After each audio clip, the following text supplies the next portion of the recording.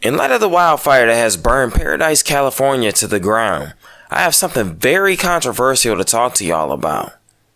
Let's talk about reaping what you have sown, karma, and what goes around coming around, aka the judgment of Yah, the one everyone calls God. People don't realize that oftentimes events in the present are linked to events from the past. Everything happens for a reason, and as a wise man I know once said, the reason can be sin in many cases. An unresolved system of wrong and pain inflicted on innocent people may go unchecked for some time, but Yah sees everything. Nothing is hidden from his view, and he has constructed this universe so that when anything happens, it sends forth a ripple of change that balances the shift. Acts of wrong send waves through the fabric of space and time, which creates imbalance. The universe seeks to restore that balance by recompensing you for your sin. If you're a murderer, you end up dying in the very system of murder that you lived by. If you speak tragedy on innocent people, the tragedy will find its way back to you somehow. When you sin, you are automatically destined to reap the consequences of that sin. That is universal law. Paradise, California was a town that was 92% white in population with minorities in the 1% margin. Chico, California, which is the very close neighbor of Paradise, California, has a similar demographic, with the whites being over 80% of the population and black people being just a mere 1.4%, and everyone else filling the rest of the percent values. It is a very racially prejudiced area, and the Sundown Town database sundown.tagulu.edu lists Chico, California as a sundown town where you better not be caught in the streets during the night hour if you are black or Asian. When doing my research on the area of Chico in Paradise, California, I've come to find that on a lot of online forums, there are people who complain about the racial prejudice in the area, including the use of racial slurs by locals, and even the fact that both areas were considered a sundown town by the locals where they better not catch no Negroes or undesirables after the sun goes down. Otherwise, you'd be violently expelled from the city. Paradise, California is also home to Kevin and Elizabeth Schatz, the couple that beat their adoptive daughter Lydia, a little black girl, to death while severely bruising her sister. The fire of hatred in the bellies of many of these residents very well may have been the kindling fire of judgment that sent the area up in flames.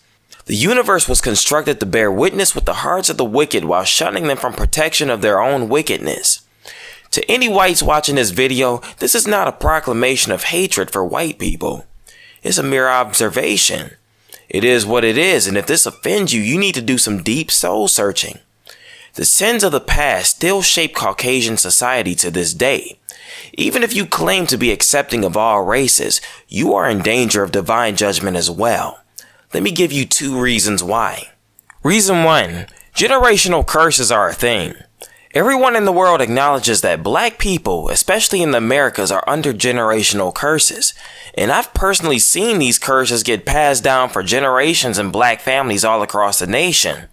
When a black ancestor has sinned in the past, the children, grandchildren, or even the great-grandchildren are said to have inherited the curses and misfortune of the sin of their forefathers.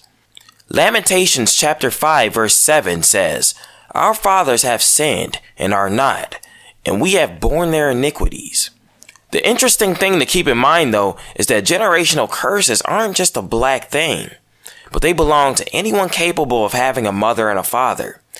If your parents or your grandparents sin, the dishonor also comes on you too, Mr. Caucasian. The Caucasian race has stolen, plundered, raped, castrated, slaughtered, massacred, lynched, enslaved, humiliated, tortured, maimed, mocked, and lied to the populations of the earth since the Roman Empire. Yet Europeans seek to play a game of isolationism as if to say, well, that was those people back then, and I didn't do any of those crimes, while still living off of the prosperity gained at the expense of the victims of all the said above atrocities.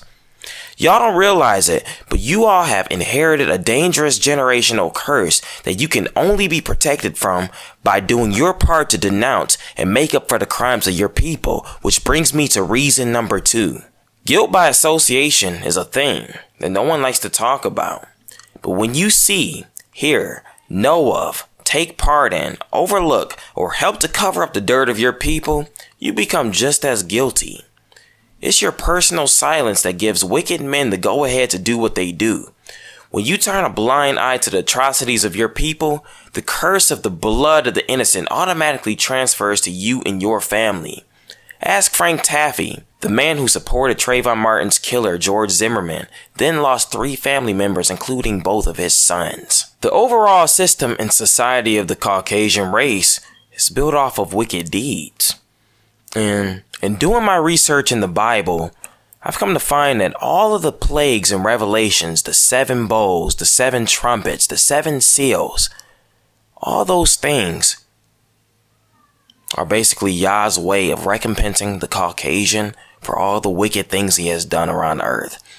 I remember growing up years ago, reading the book of Revelations and wondering, man, what in the world has happened on this planet to where God has to enact this kind of judgment on people? Why does he have to kill so many people on earth? Why does he have to send earthquakes and cause the sun to heat up and water turning into blood and all this death and destruction, demon locusts coming up on the face of the earth? And in doing my research and uncovering a lot of the heinous, terrible things that has happened while the infrastructure of the European was being built, it all started to make sense to me. Truth be told, the area of Paradise, California has received its due payment for the unjust deeds of the past. I'm Elijah Yahreich. You can subscribe to this channel. You can unsubscribe. You can like the video. You can dislike the video. Share and comment. With that being said, I will say peace.